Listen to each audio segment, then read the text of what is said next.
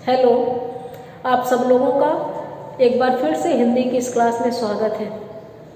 मैं आपकी ma'am doctor Sanju आप लोगों के सामने एक नए चैप्टर को लेकर मुखातिब हूँ। इससे पहले कि मैं चैप्टर शुरू करूँ, मैं कुछ बातें आप लोगों से करना चाहूँगी।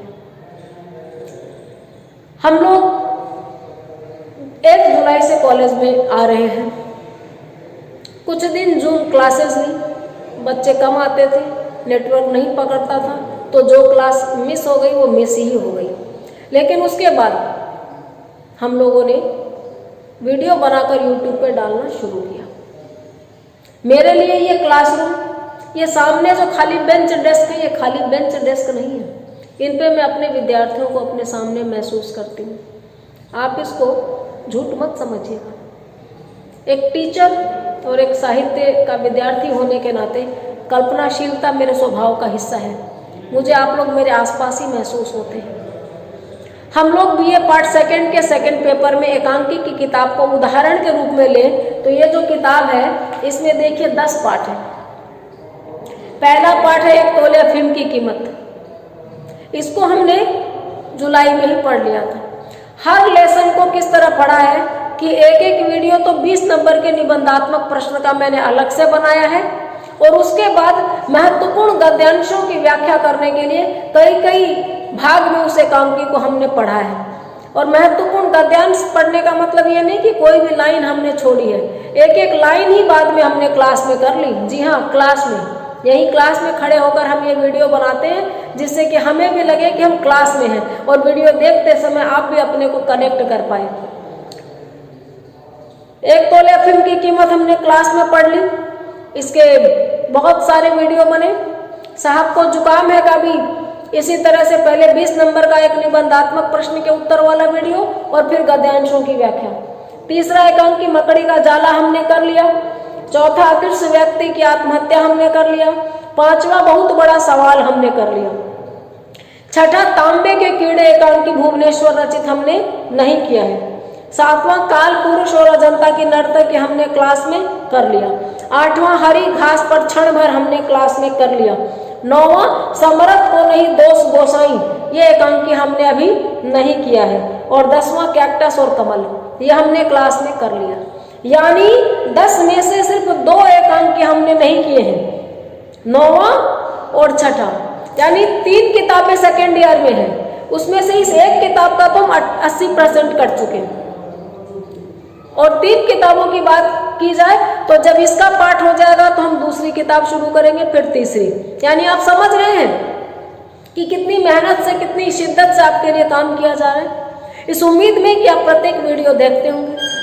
कल ही अगर कॉलेज खुल जाते हैं तो निश्चित रूप से आपको प्रत्येक टॉपिक को शुरू से पढ़ाया जाएगा, एक चीज आपके सामने फिर से रखी जाएगी। लेकिन कॉलेज लेट खुलने पर यही वीडियोज आपके सिलेबस को पूरा करेंगे, आपको नियमित विद्यार्थी के तौर पर ये आगे का मार्ग दिखाएंगे। इसलिए इन वीडियोस को आप देखिए, न सिर्फ मेरे बल्कि प्रत्येक टीचर के। और आज हम लोग एक नया पाठ शुरू करने जा रहे हैं, समरथ को नहीं दोष गोसाई। इस पाठ के बारे में सबसे पहले हम शीर्षक पर ध्यान देते हैं।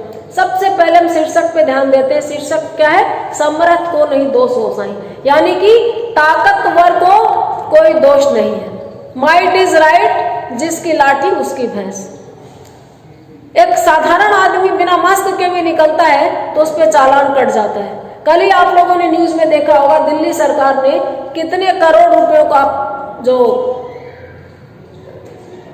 फायदा उठाया, कितने करोड़ रुपए अपने राजस्व में जुटाए हैं मास्क नहीं पहनने के जुर्माने के तौर पर। लेकिन जो अमीर व्यक्ति है, बड़े अधिकारी हैं, अफसर हैं, वो बिना मास्क के रैलियां करते हैं, चुनाव हो जाते हैं, पूरे राज्य की जनता सड़कों पे लाइन में लग जाती है।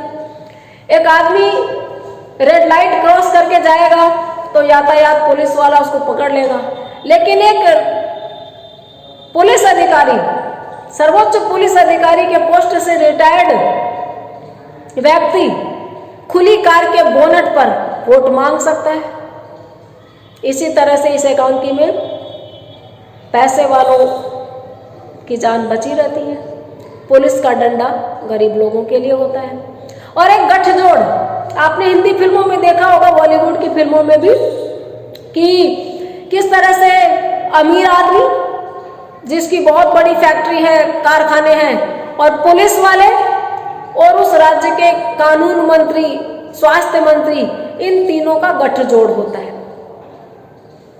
मंत्रियों को टारगेट नहीं किया जा रहा है, कोई भी मंत्री हो सकता है, यानी कि पॉलिटिशियंस, अफसर और व्यापारी, धनाढ्य वर्ग के लोग, इनका नेक्सस होता है, इनका गठजोड़ होता है, और आम पब्लिक इनके गठजोड़ में पिसी जाती है। इनको किसी को भी दबाने का अधिकार होता है। इन तीनों का गठजोड़ वास्तविक रूप में भी है। आप किसी अमीर आदमी के बेईमानी की शिकायत कीजिए पुलिस में, सबसे पहले वो पता पुलिस से फोन उस व्यक्ति को जाएगा कि साहब आपके खिलाफ पे शिकायत आई थी। ये जांच तो होना बाद की बात है।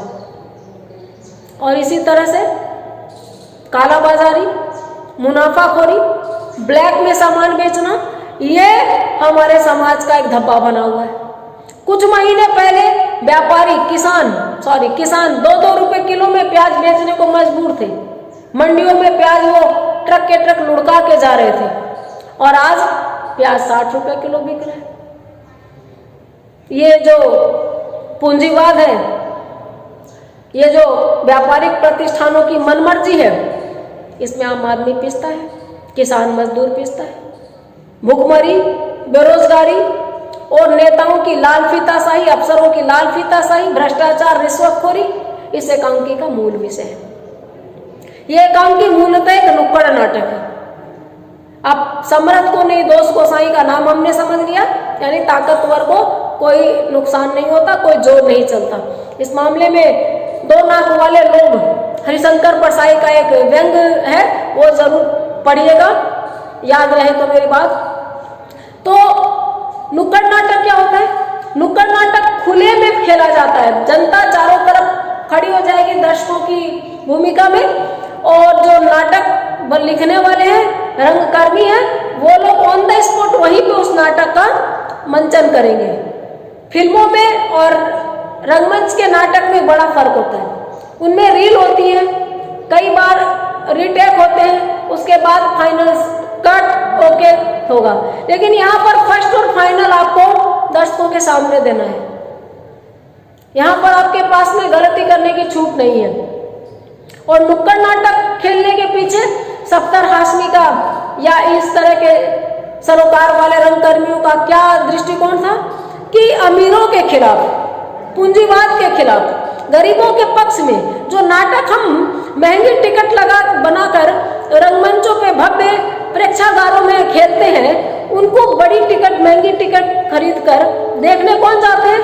वही लोग जिनके खिलाफ वो लिखा गया है, और जिनके तरफ, जिनके लिए लिखा गया है, वो तो आ ही नहीं पाते, उनकी हैसियत ही नहीं होती। इसलिए उन लोगों को जागरूक करने के लिए, इन लोगों के खिलाफ उनको चेतना युक्त बनाने के लिए, शोषण के विरुद्ध जगाने के लिए जरूरी है कि जिनके लिए लिखा गया है उनके बीच में इसका मंचन किया जाए। तो ये नाटक नुक्कड़ नाटक है, और हमारे यहाँ ये जिस रूप में आया है वो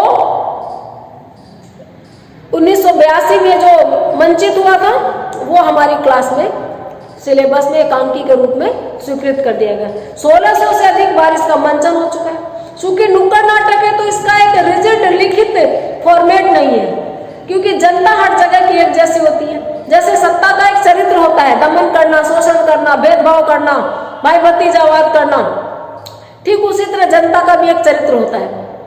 जनता लुभावने वादों में भी मर मिटती है, और जनता हर जगह की शोषित होती है। तो जनता हर जगह की है, लेकिन वहाँ की भाषा एक जैसी नहीं है, और कुछ स्थानीय समस्याएं डिफरेंट भी हो सकती हैं। तो जहाँ पर ये नाटक खेला जाता है, वहाँ की भाषा में, ये वहाँ की लोक भाषा में, बोली में खेला जाएगा, और वहाँ की कुछ और जमीनी समस्याएं उनमें जोड़ दी जाती है। इसलिए इनका तुरंत रूपांतरण हो सके, इनमें अचानक से कोई रद्दोबदल, कोई तब्दीलियां की जा सके, इसलिए इसकी एक कोई मूल पांडुलिपि नहीं है। अब हम इस नाटक को शुरू करते हैं। नई किताब में 150 पेज पर है ये। नई किताब इसलिए कह रही हूँ कि ये नाटक पुराने सिलेबस में भी था। 2 साल पहले सिलेबस चेंज हुआ तो पुराने सिलेबस से इसको नए सिलेबस में भी रख लिया गया। तो नए सिलेबस में ये 150 पेज पे है, पुराने सिलेबस में दूसरे पेज पे था। अभी हम इसको शुरू करते हैं। सबसे पहले पात्र परिचय। इसमें मदारी है, जमूरा है, सेठ है, बोरा है, पुलिस और नेता है। मदारी जमूरा इसलिए रखा गया है कि ये सबसे सिंपल कॉन्सेप्ट होता है और लोकप्रिय होता है। जैसे बंदर का खेल दिखाने वाला है, सपेरा है, तो हम देखने लग जाते हैं। और बोरा कैसे पात्र हो सकता है, आप ये एकांकी के अंदर देखेंगे। बोरे के अंदर आदमी घुसेगा और बोरे के ऊपर परचून का दुकान का सामान का नाम लिखा रहेगा और वो वही काम करेगा जो एक बोरा नेताओं और दुकानदारों के लिए, व्यापारियों के लिए करता है। यानी उसको ताले में बंद रखा जाएगा और बोरा अगर बोल सकता तो क्या बोलता, ये हम यहाँ देखेंगे। मार्च 1980, 35 मिनट, 6 कलाकार, 1600 से अधिक प्रदर्शन। यह नाटक हमारे सफल नाटकों में से है, जिसे अलग अलग नामों मसलन महंगाई की मार, मदारी जमूरा इत्यादि से उत्तर भारत की अनेक नुक्कड़ नाटक मंडलियों ने खेला है।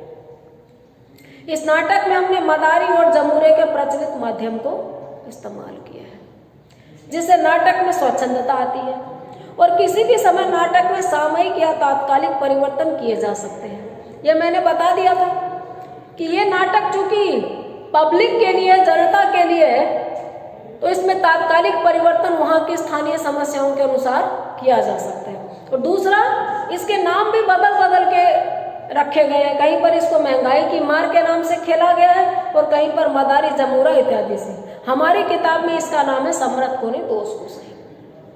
यहाँ नाटक को जिस रूप में रखा गया है वो 1988 में, 1982 नहीं, 1988 में परिवर्तित रूप में दिया गया। नाटक का अनुवाद बहुत सी भारतीय भाषाओं में हो चुका है। अब वो रूपरेखा बनाई जा रही है कि क्या क्या होता है। 2 अभिनेता आकर उछल कूद करते हैं, बिल्कुल ऐसे जब कोई ड्रामा शुरू होता है, जब कोई जादूगर का खेल वाला हमारे यहाँ आता है, यहाँ आते हैं ना बहुत बार, तो वो क्या आते ही शुरू नहीं करते। जोकर वाले पात्र जो होते हैं वो गुलाटी खाएंगे, गुरगंडी खाएंगे, आपस में एक दूसरे को इस तरीके की फुहड़ कॉमेडी के पब्लिक हंसने लगे, वो करती है। कुछ देर वो ये करते हैं, उसके बाद एक अभिनेता रुक कर दूसरे से संबोधित होता है, एक रुक के दूसरे को बोलता है। पहला अभिनेता बस बस बस बस बस, बहुत करतब दिखा दिए, देखने वाले काफी आ गए हैं, अब नाटक शुरू करें। दूसरा कहता है लो अभी लो। अचानक दायरे के बाहर डमरू की आवाज आती है, एक कहता है शुरू करें, दूसरा कहता करो, चलो ठीक है। और इतने में डमरू की आवाज आती है तो पहला बोलता है क्या बदतमीजी है, इस मदारी को भी अभी आना था, अबे आओ चलता बन, यहाँ नाटक होने जा रहा है। डमरू बजता रहता है, दोनों गर्दनें तान कर आवाज की तरफ देखते, डमरू बज रहा, कौन आया है। उनके पीछे से तीसरा अभिनेता पुलिस कैप लगाए। अब एक अभिनेता पुलिस की भूमिका में आता है। भूमिका क्या है, कपड़े तो पूरे है नहीं, ये तो बिल्कुल आम आदमी होते हैं जिन्होंने नाटक लिखे, रंगमंच पे मंचन किया, इनको ने टिकट कटा के टिकट बेच करके पैसे कमाने हैं। ये प्रतिबद्ध लोग होते हैं, ये समाज के लिए प्रतिबद्ध, ये सिर्फ राइटर नहीं है, ये एक्टिविस्ट है, सक्रिय कार्यकर्ता है। सफ्दर हाशमी ने तत्कालीन सरकार के विरुद्ध, कांग्रेस सरकार के विरुद्ध इतना लिखा था कि उनके ऊपर जानलेवा हमला किया गया था और उस हमले के बाद वो इतने चोटिल हुए थे कि वो बच नहीं पाए थे। तो कुछ लोग सिर्फ लिखने के लिए लिखते हैं, लेकिन कुछ लोग जो लिखते हैं उसको जीते हैं। ये लोग कम्युनिस्ट राइटर्स हैं, कम्युनिस्ट राइटर्स एसोसिएशन से जुड़े हुए भी थे, इप्टा के सक्रिय सदस्य थे। सफ्दर हाशमी अपने समय से ही नहीं, आगे के समय से भी जुड़े हुए थे, बहुत प्रतिबद्ध थे, याद किए जाने लायक है। आज के समय में जैसे एम कलबुर्गी, गोविंद पानसरे, नरेंद्र दाभोलकर सत्ता की भेंट चढ़े, वैसे वो चढ़े थे। किसी को अपने खिलाफ सुनना पसंद नहीं होता। गौरी लंकेश सिर्फ कट्टरता के खिलाफ लिखा था और इनकी हत्या हो जाती है। तो ये लोग बहुत साधन संपन्न नहीं थे, बहुत ऐशो आराम में रहने वाले नहीं थे और नाटक के मंचन में इतनी कम से कम चीज़ों का इस्तेमाल करते थे, अपने शरीर और आसपास की छोटी मोटी चीज़ों के जरिए ही बहुत बड़ा मंतव्य पब्लिक तक पहुंचा देते थे। तो एक अभिनेता पुलिस की भूमिका में है तो उसने पुलिस की कैप लगा रखी और छड़ी फटकारता हुआ आता है, जैसे आता है ना, क्या हो रहा है भैया, वही काम होता है उनका। दोनों को एक एक जोरदार लात रसीद करता है, एक एक लात मार देता है, कुछ नहीं किया था, लेकिन देखिए पुलिस का कैरेक्टर बताया जा रहा है। पीछे मजदूरों का पलायन हुआ तो एक तरफ सरकार ने लॉकडाउन लगा दिया, दूसरी तरफ मजदूरों को भूख से लाले पड़ गए और वो जा रहे हैं तो छुपते छुपाते जा रहे हैं, रात में निकल रहे हैं, अंधेरे में निकल रहे हैं, नहीं तो पुलिस मारेगी, पुलिस की लाठियां खानी पड़ेगी। और बहुत जगह पिटाई के वीडियोज हमने देखे हैं। तो यहाँ पर वो चीज बताई जा रही है कि दोनों अभिनेता उछल कूद कर रहे हैं, पुलिस वाले ने उनको लात मारी, दोनों घबरा कर उठते उठते भागते हैं। तभी दर्शकों के दायरे को चीरता मदारी आता है, दर्शकों के दायरे को चीरता वो वहां मदारी आके खड़ा होता है। वह बोरा पहने हैं, मदारी ने बोरा पहन रखा है, बोरे के सामने बड़े बड़े अक्षरों में लिखा है आटा चावल नून और पीछे लिखा है घी तेल परचून। आगे तो लिखा है आटा चावल नून और पीछे लिखा है घी तेल परचून। ये बोरा जैसे परचून की दुकान है, राशन की दुकान है। आंखों पर बड़े फ्रेम वाला धूप का चश्मा, सनग्लासेस बहुत बड़े बड़े आते हैं, लगभग छोटे कम ही आते हैं, लेकिन इनको तो दिखना भी थोड़ा उलझुल सा होता है, फुहर टाइप का होता है, जनता का मनोरंजन करना होता है, तो और भी बड़े टाइप का चश्मा पहन रखा था। और उसके ऊपर मारवाड़ी पगड़ी रख रखी थी। पहले सर पे रंग बिरंगा पटका बांध रखा, एक रंगीन कपड़ा सर पे बांध रखा, उसके ऊपर मारवाड़ी पगड़ रख रखी। कंधे के ऊपर ऐतिहासिक पात्रों के अंदाज में दोहरे अर्ज की 3 मीटर लंबी काली चादर बांध रखी। कंधे के ऊपर एक बड़ी सी 3 मीटर दोहरे अर्ज की खूब चौड़ी लंबी चादर बांध रखी। आपने फिल्मों में देखा होगा, हातिम ताई वाली में या जो स्पाइडरमैन वगैरह में पीछे उनके एक चौगा सा लटकता रहता है। पुराने जो पौराणिक ऐतिहासिक सीरियल होते हैं उसमें राजा उनके बादशाहों के इसी तरह, और पीछे उस चादर को पकड़ने के लिए नौकर भी होते हैं, भृत्य, उसको इंग्लिश में पेज कहते हैं, वो होते थे। तो इसने भी 3 मीटर लंबी चादर बांध रखी थी। चादर के दोनों पिछले कोने पकड़े 4-6 कदम पीछे 2 और पात्राते। चादर के दोनों कोने पकड़े पीछे 2 और पात्राते 4-6 कदम पीछे होते हैं। जादूगर अभिनय स्थल में पूरा घूम जाता है, चारों ओर की पब्लिक को कि कितने कितने लोग हैं वो देख जाता है। दर्शकों का शहाना अंदाज में मुस्कुरा कर अभिनंदन करता है। शहाना अंदाज में मुस्कुरा के, जैसे बहुत जो बॉलीवुड के हॉलीवुड के हीरो हीरोइन आए, कोई सिंगर आए, पॉप सिंगर का जमाना है, या कोई नेताजी बड़े चहेते हो, तो पब्लिक के सामने जिस तरह यूं हाथ हिला के शहाना अंदाज में, राजशाही अंदाज में उनका अभिनंदन करते, वैसे ये भी करता है। उसके आगे आगे पुलिस अफसर छड़ी को बंदूक की तरह कंधे पर रखे मार्च करता है। उसके आगे आगे पुलिस अफसर जो बंदूक है, उसको छड़ी है, उसको बंदूक की तरह रख रखा है।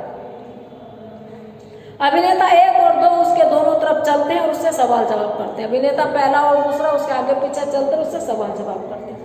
आधे दायरे में उसके पीछे चलने वालों में से एक पात्र और बैठ जाता है। आधा दायरा पूरा सर्किल जो उसका आधा पूरा हो जाए तो एक तरफ का एक पात्र बैठ जाता है।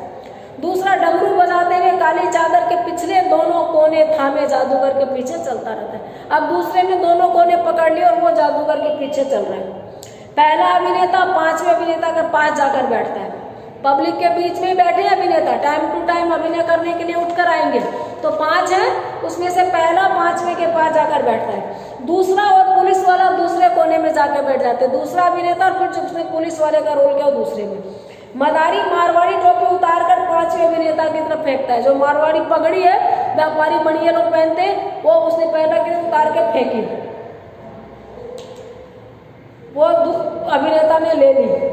अगले चक्कर के दौरान काली चादर कंधे पर से खोल देता है। अगले चक्कर के दौरान अपने कंधे पर से काली चादर खोल देता है। पीछे वाला पात्र उसे अभिनय स्थल के बीच में रख देता है। जो पीछे चल रहा था वो अभिनय स्थल के बीचों बीच उस चादर को रख देता है। उससे अगले चक्कर में मदारी बोरा उतारकर पहले अभिनेता की तरफ फेंकता है, जो बैठे बैठे ही उसे ओढ़ लेता है। उसके बाद अगले चक्कर में क्या करता है, अभिनेता का अपना ऊपर का बोरा उतार के फेंकता है, उसको बैठे बैठे एक अभिनेता अपने ऊपर डाल लेता है। पीछे वाला अभिनेता डमरू जादूगर को देता है, जादूगर डमरू बजाता हुआ चलता है। पीछे वाले के पास डमरू होता है, वो जादूगर को देता है, जादूगर डमरू बजाता है। पीछे वाला अभिनेता बिल्कुल उससे चिपक कर उसके पीछे पीछे चलता है, यूं एकदम चिपक जाता है, पीछे पीछे उसके चलता है। अचानक मदारी उसे अपने कुल्ले से झटका देता है। जब बिल्कुल कोई चिपक के चल रहा हो तो मदारी ने अपने हिप से उसको मारा, धक्का दिया। ये क्यों किया? क्योंकि जोकर वाली एक्टिंग करनी थी। आप एकदम से तुरंत ज्ञान भरी बातें नहीं सुनना पसंद करते हैं, बच्चों की तरह सब चीज़ों को कनेक्ट होना पड़ता है। लाफ्टर शो में तो इस वजह से गालियाँ वालियाँ दे रहे होते हैं, बड़ी फुहरता से चीज़ें रख रहे होते हैं, यहाँ वो सब नहीं है। तो ये उसको कुल्ले से धकेलता है। अभिनेता जानबूझ के कलाबाजी खाता हुआ अभिनय स्थल के बीच पड़ी काली चादर के पास जाके गिरता है। जानबूझ के इस तरीके की एक्टिंग होती है। फिल्मों में आपने देखा होगा, कोई पार्टी चल रही है और वहाँ दो लोग लड़ते हैं तो एक का केक दूसरे के मुंह पे चलता है, दूसरा उसको चाट रहा है, फिर तीसरे पे डाल देता है और सारा सामान बिखर जाता है। और उस लड़ाई झगड़े में भी एक प्रकार का हास्य व्यंग होता है और उस हास्य बोध में सब बड़े और छोटे हंस रहे होते हैं। तो ये उसका एक छोटा सा नमूना था। वो उस काली चादर के पास जाकर गिरता है और इस पात्र का नाम है जमूरा। यहाँ तक का जो पूरा था ये इंट्रोडक्शन के लिए था, इस एकांकी से हमें कनेक्ट करने के लिए था। ये ब्रैकेट में मोटे काले अक्षरों में लिखा था, याद रखिए। ब्रैकेट में मोटे काले अक्षरों में एकांकी और नाटक के शुरू में जो लिखा रहेगा वो गद्यांश व्याख्या के लिए नहीं दिया जाएगा। ये लिखा क्यों जाता है जब व्याख्या के लिए नहीं दिया जाएगा? एकांकी और नाटक दृश्य काव्य है। दृश्य काव्य का मंचन होता है। मंचन में अभिनेता गुलाटी खाएगा, एक ने सिर पे क्या पहना था, दर्शक के बीच में कैसे क्या रखना है, ये रंग संयोजन होते हैं, दिशा निर्देशन होते हैं। जब नाटककार एकांकीकार लिखते हैं तब वो सारी चीजें लिख देते हैं। कालांतर में जब वो इस दुनिया में नहीं रहते, उम्र तो हमेशा नहीं रहती, लेकिन कृतियां हमेशा रह जाती है, कलाएं हमेशा रह जाती है। तो बाद में जब उनका मंचन होता है तो ये चीजें इस तरीके से दीवार पे घड़ी टंगी है, सफेद मेज पोस्ट टेबल पे बिछी है, कमरे में नाइट बल्ब जल रहा था, ये सारी चीजें बाद में रखी जाएंगी। और उस समय जब उस नाटक और एकांकी का मंचन होता है तब फिजिकली फिर से किसी को उस दायित्व में आना पड़ता है, जिसको हम रंग निर्देशक, art director, dance director, direction के लिए अलग से लोगों को फिर आना पड़ता है। लेकिन राइटर ने मूल रूप से वो सब चीजें लिखी थी, बाद में आवश्यकता अनुसार उनमें फेरबदल किया जा सकता है। और व्याख्या आएगी गद्यांशों की। एकांकी और नाटक का जो कथानक होता है, उसकी जो कथा वस्तु होती है, वो वर्णन के माध्यम से आगे नहीं बढ़ती। कथा वस्तु बढ़ती है पात्रों के बोलने से, राम मैं घर जाऊंगा, श्याम अच्छा जल्दी आना, इस तरह से। उपन्यास और कहानी में पहले सिर्फ वर्णन ही होता था। जब वह इनका कंटेंट बदला, विषय वस्तु बदली, तो इनका प्रस्तुतिकरण शिल्प भी बदला। तो आजकल उपन्यास और कहानी में संवाद और वर्णन दोनों होने लगे। लेकिन किसी टाइम में सिर्फ वर्णन होते थे, लेकिन एकांकी और नाटक में शुरू से संवादों के माध्यम से बात आगे बढ़ती है। संवाद जो है वो एकांकी और नाटक के लिए रीढ़ की हड्डी होते हैं, इनके ऊपर ही वो खड़ा होता है। इसलिए जो मैंने पढ़ा वो हमें जानना है, हमें जानने के लिए, एकांकी से कनेक्ट करने के लिए कि हाँ कैसे क्या चीज है, कैसे ये नाटक अब एकांकी अब शुरू होगा। इसकी व्याख्या नहीं आएगी, व्याख्या अब आएगी जो मैं अब शुरू करने जा रही हूँ। अब मदारी बोलता है, अब जो बोल रही हूँ वो याद रखना, कथन किसने किसको कहा था। बात नहीं जुल्फ की सर मरोड़ा सांप का, कैसा कुंडल मार के बैठा है जोड़ा सांप का। जब यह चमेली के जड़ों में छुप कर बैठता है तो इसके कांटे का पानी नहीं मांगता, लेकिन इंसान का बच्चा इससे खेलता है। किस लिए? पापी पेट के लिए। हिंदू को कसम भगवान की, मुसलमान को पाक कुरान की, यहाँ तो मेहरबानों और कदरदानों में अपना खेल शुरू करता हूँ। ये टोन होती उन लोगों की। ये कह रहा है कि बात ये जुल्फों की नहीं है। किसी जमाने में रंग महलों की, राजों रजवाड़ों की, परियों की, हसीनाओं की, इश्क और माशूक की बातें होती थी साहित्य में, ये वो बातें नहीं है। और देखिए कैसे दिखाते हैं कि सांप कुंडल मार के बैठा है, सांप का सर काट दिया और इससे कांटे का पानी नहीं है। ये इन लोगों के बात करने के ढंग होते हैं, तौर तरीके होते हैं। लेकिन एक मार्मिक बात इसने कही है कि जिस तरह से हम लोग इसके साथ खेलते हैं। आम आदमी, इंसान, बड़ा छोटा समझदार छुप के बैठता है, कोई भी सांप के सामने नहीं आता, लेकिन गरीब का बच्चा इसी सांप से खेलता है। किस लिए? पापी पेट के लिए। आपने देखा होगा बस स्टैंड पे, रेलवे स्टेशन पे, बहुत जगह जो ये सपेरे हैं, कालबेलिए हैं, मदारी हैं, अपने छोटे छोटे बच्चों के साथ इस तरीके का काम ले रहे होते हैं। कौन नहीं चाहता अपने बच्चों को कॉन्वेंट में पढ़ाना, बढ़िया शिक्षा देना, बढ़िया पोषण देना, लेकिन इनकी चाहतें पूरी नहीं होती। ये तो पूंजीवादी व्यवस्था है, सबको सब सुख नहीं देना, जनसंख्या के ऊपर डाल देना बहुत कुछ, जबकि जनसंख्या में संसाधन ही वितरित नहीं होते सही रूप में। तो ये लोग जानलेवा काम करते हैं अपने बच्चों के साथ, और फिर उसी टोन में कि हिंदू को कसम भगवान की, मुसलमान को पाक कुरान की, हाँ तो मेहमानों और कदरदानों खेल शुरू किया जाए। जमूरे, हाँ उस्ताद, तो खेल शुरू किया जाए।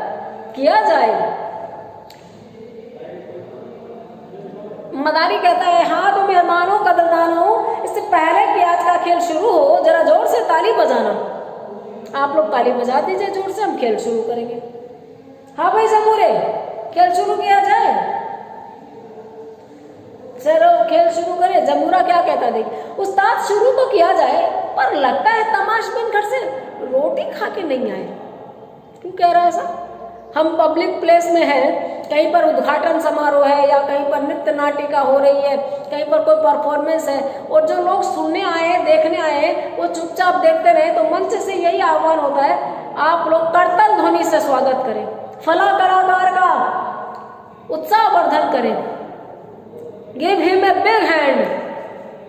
ये खुराक होती है, प्रशंसा की खुराक। तालियों की गड़गड़ाहट से किसी के कानों का और पैरों की थिरकन का पूरा पूरा तालमेल संबंध बैठता है। तो यहाँ पर ये कह रहा है कि मुझे लगता है वो खाना पीना नहीं खा के आए, ताली नहीं बजी।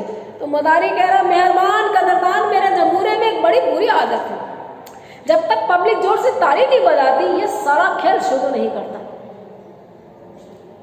साला पाठ्य पुस्तक में आया इसलिए मैंने पढ़ा, बाकी ये शब्द परहेज किए जाने लायक था।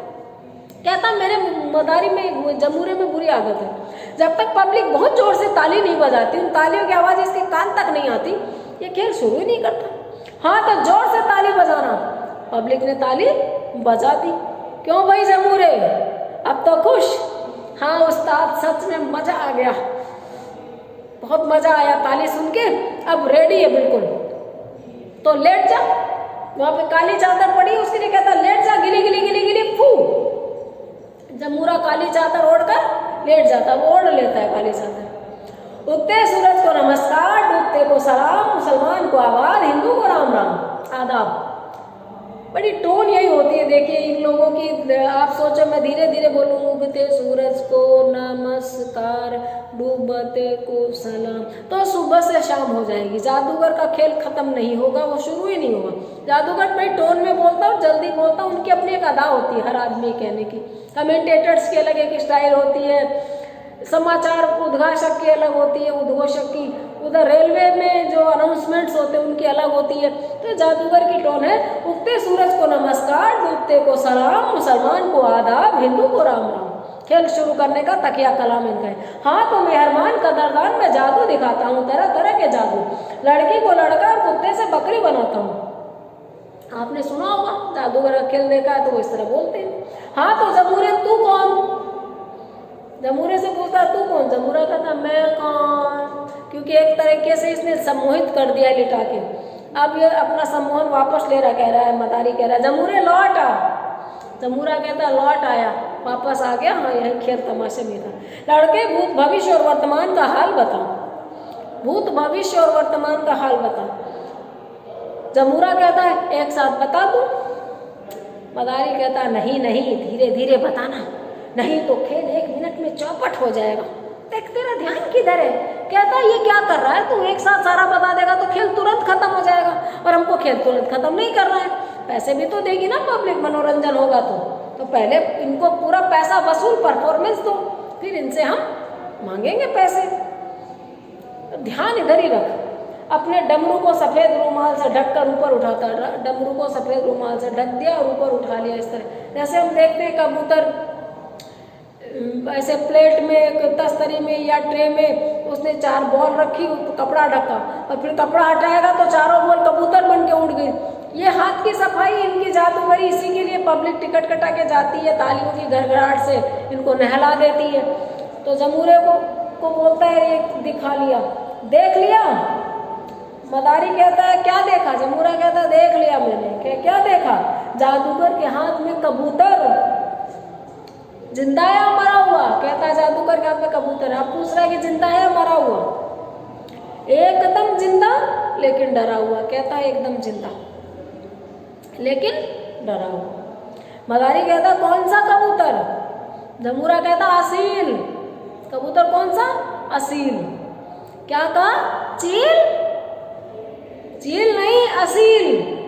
जमूरा ने ऐसे कहा, मदारी ने ऐसे कहा। बीच बीच में मैं ये नहीं बोल रही हूँ, इन दोनों की बातचीत चल रही है। जमूरा कह रहा है एकदम जिंदा लेकिन डरा हुआ।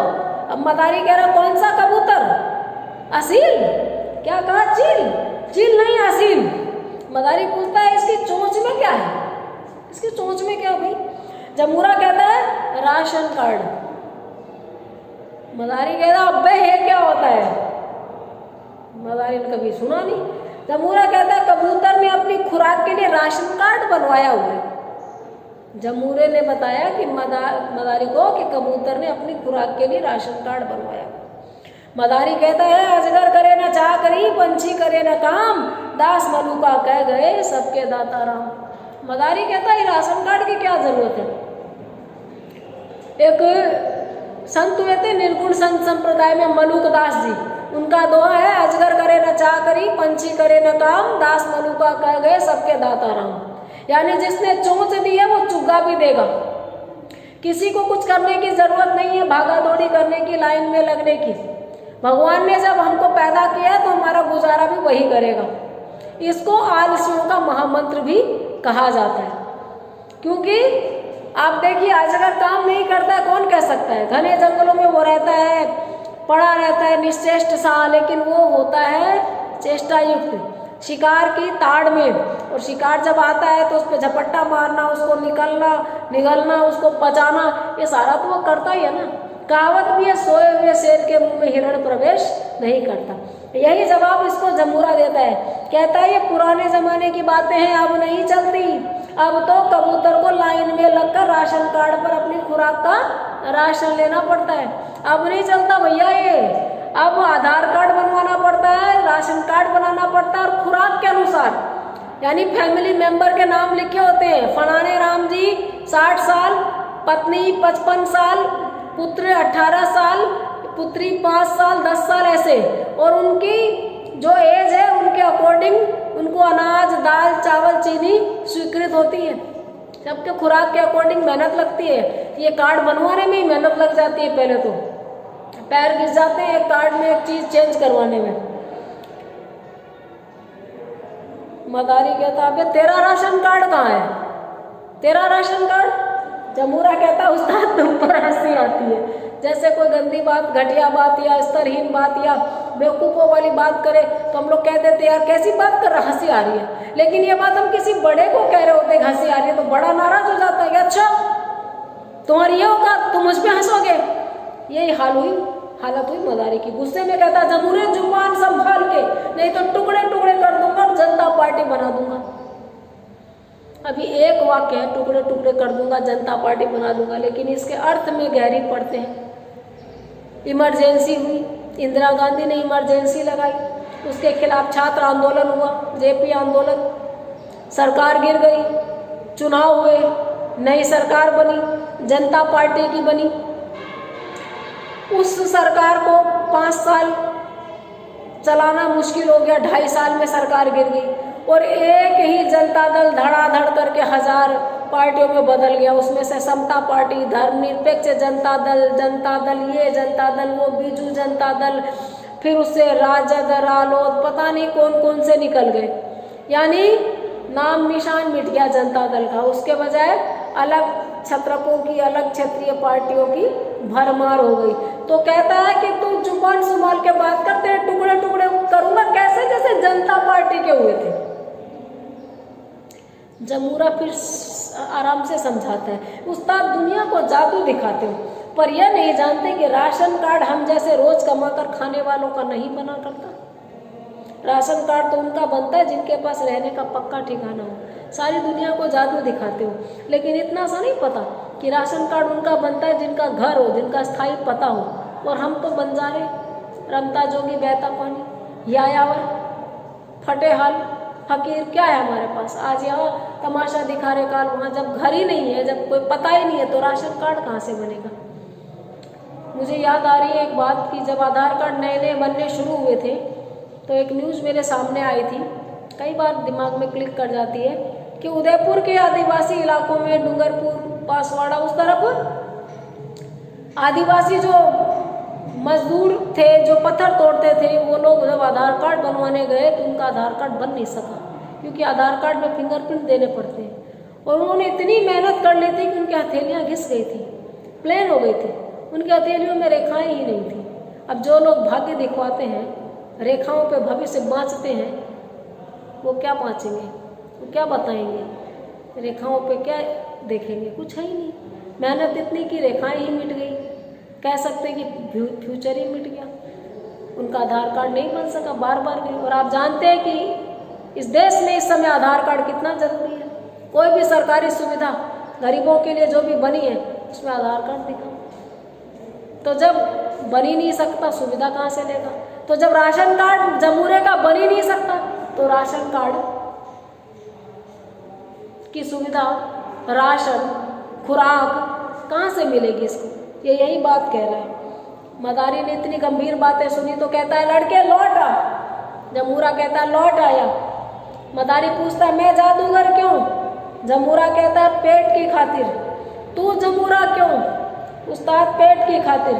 क्या खाया, हवा। पिया क्या, एमसीडी की टूटी का पानी। लड़के, महंगाई के बावजूद भी हमने खा पी लिया, अब जनता की तो सोच। कहता है, इतनी महंगाई के बावजूद हमने खा भी लिया, हवा खाई है और नगर पालिका की टूटी का पानी पिया है, जो सार्वजनिक नल होते हैं सड़क पे। अब खाना और पीना दो चीज़ जरूरी होती है। जब हवा खा ली, पानी पी लिया, तो चलो फिर जनता की सोचो। जमूरा कहता है, सोच लिया। क्या सोचा। ये सब लोग यहाँ आटा चावल चीनी के लिए खड़े हैं। ये सारे जो लोग आए हैं आटा चावल चीनी के लिए खड़े हैं। हाँ, इसीलिए लाइन लगाकर खड़े, इस लाइन में खड़े लोगों की मदद करेगा। मदारी कहता है, हाँ, इसीलिए ऐसी चीज़ों के लिए तो लाइन में लगना पड़ता है। फिर लाइन में खड़े हैं, मदद करेगा। जमूरा कहता है, करेगा। मदारी कहता है, तो जा सबके लिए आटे चावल चीनी का इंतजाम कर। मदद के लिए इनको तो, ये तो सब पब्लिक है, जनता है, इनके पास ज़्यादा कुछ नहीं। इनके लिए तो व्यवस्था मेन चीज़ की करनी है, राशन की। जा आटे चावल चीनी का इंतजाम कर। जमूरा कहता है, उस्ताद, आज से तू मेरा गुरु न, मैं तेरा चेला। आज से तू मेरा गुरु नहीं, मैं तेरा चेला नहीं। वो पहले वाली बात की तरह, राशन कार्ड वाली तरह गुरु फिर नहीं समझ रहे। उठकर जाने लगता है तो मदारी फिर बोलता, अबे नंबर राजीव गांधी ना तो अरुण नेहरू, हमारा नाता ऐसे नहीं टूटेगा। राजीव गांधी और अरुण नेहरू दोनों एक ही परिवार परंपरा से थे, लेकिन दोनों में संबंध टूट गया था। हर बात के पीछे एक गहरा